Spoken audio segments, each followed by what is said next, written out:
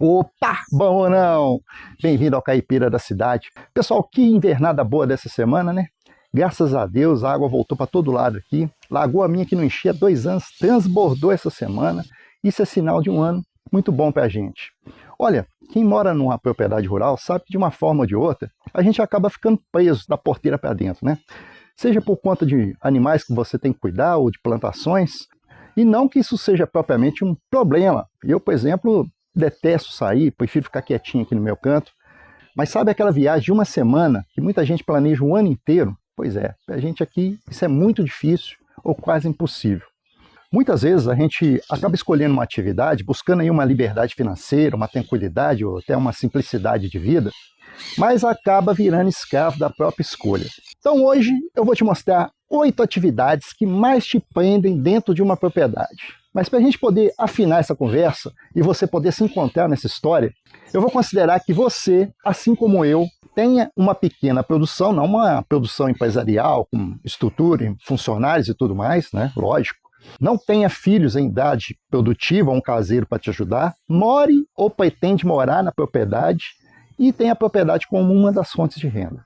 Eu fiz essa lista baseado no risco de perda, na dependência de um conhecimento que só você tem e na dificuldade de encontrar alguém para ficar aí para você por uns dias. Então eu separei 8 atividades muito comuns que dependem da sua atenção diária, mas eu classifiquei isso em ordem de grau de dependência, tá? E a última para mim é a mais difícil. Muito comum até para quem não tem a propriedade como fonte de renda e é a que mais me prende aqui. Grau 1, baixo grau de dependência do proprietário. Essas atividades que eu vou listar aqui agora, elas requerem uma atenção diária, principalmente durante a colheita. Mas são culturas de ciclo, então quer dizer que entre um ciclo e outro você consegue ali até dar uma escapadinha.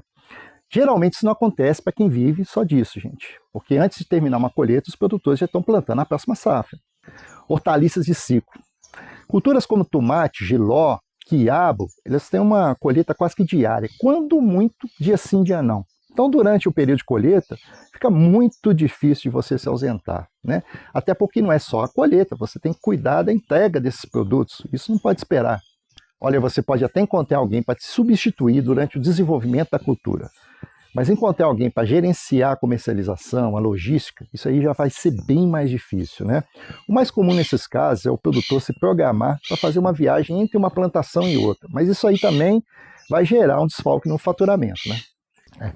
Frutas delicadas, frutas como o morango, que tem um ajuste muito fino ali de irrigação, de adubação, de manejo, de colheita, né? Elas dependem muito do produtor rural. Mas, como as hortaliças, elas também são culturas de ciclo. Então, entre uma plantação e outra, você pode ter ali alguns dias de folga, vamos dizer assim. Outras, como o maracujá, dependem da polinização manual todo santo dia. Então, durante o período de produção, esquece. Mas é uma produção que tem uma entre-safra. Então, entre uma entre-safra e outra, você pode aí tirar uns dias para você dar uma descansada, né? Agora, gente, frutas que produzem o ano todo, com banana, mamão, limão, goiaba, essas aí já são um pouquinho mais difíceis, né?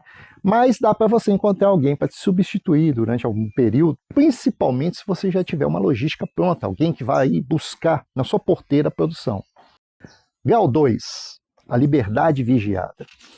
Olha, agora o bicho começa a pegar, porque são atividades que parecem fáceis, mas não aceitam erro técnico. E a primeira delas é a piscicultura em tanques.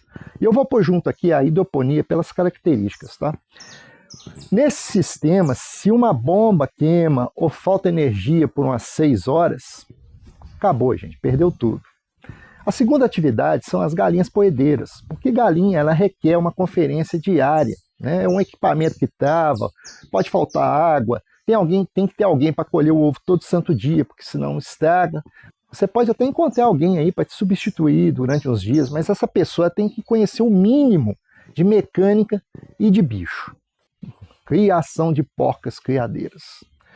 Quem trabalha com porcas para produção de leitão, às vezes tem que passar a pernoite vigiando uma porca penha, para ajudar no parto, para fazer os primeiros tratos nos leitões. Mas se você trabalhar aí com inseminação artificial, ou que geralmente é utilizado, você até consegue fazer uma programação para ter uma janela de produção, mas fica dependente também da questão da alimentação, dos cuidados, assim como as galinhas poedeiras, né? Ô, turma, Essas atividades, elas até aceitam um bom nível de automação, sabe? Mas quem já mexeu com automação sabe que essas coisas, elas param do nada, gente. Às vezes uma queda de energia aí já desconfigura tudo, né? Agora imagina você, a 800 quilômetros da sua casa, pega ali o celular e olha pela câmera, que vê que a porca está com sede, as galinhas tudo com o bico aberto, e o borbulhador do tanque de piscicultura parou por causa de um sensor chinês. Doideira, né? Grau 3, prisão perpétua. Agora nós chegamos no topo da lista, né? Porque se você quer ter uma dessas atividades, é porque você ama muito a lida na roça, meu amigo, e não está nem aí para folga. E a primeira delas é a produção de leite. Para mim é o mais pesado aqui na roça. Não tenho, tá, gente?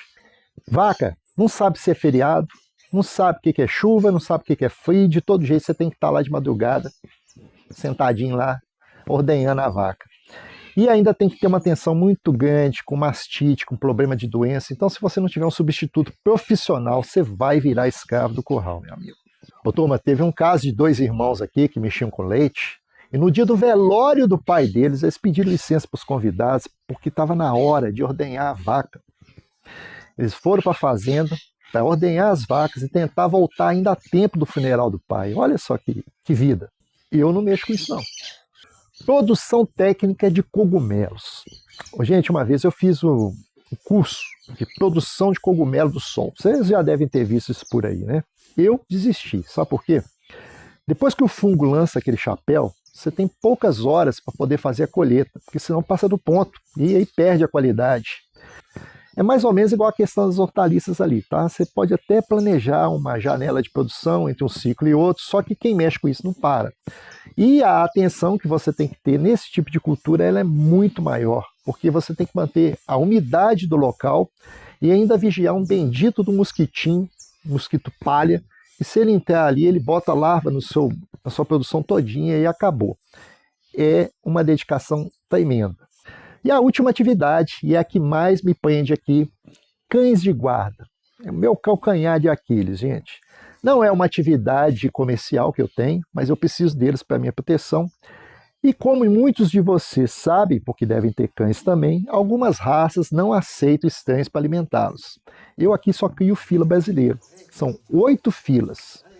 Gente, ninguém entra, mas também ninguém sai. É uma raça intolerante com gente estranha, e até para quem tem um caseiro que cuida deles desde novinho, gente, depois vai ser um problema se você precisar de trocar de empregado, tá? É uma raça excelente, mas bem problemática nesse sentido. Quando eu preciso sair aqui por alguns dias para fazer algum curso ou coisa assim, eu dependo da minha esposa poder ficar aqui, porque são nós que temos trânsito entre esses cachorros. Essa lista, gente, deve ser muito maior do que eu imagino, por isso eu peço a vocês que escrevam aí nos comentários qual que é a atividade que mais te prende na sua propriedade rural. Muitos de vocês vão dizer, eu não preciso viajar, não preciso de férias, vida na roça é tudo de bom, não é isso? Mas pensa comigo, e se você ficar doente, precisar ser internado ou precisar de cuidar de algum parente?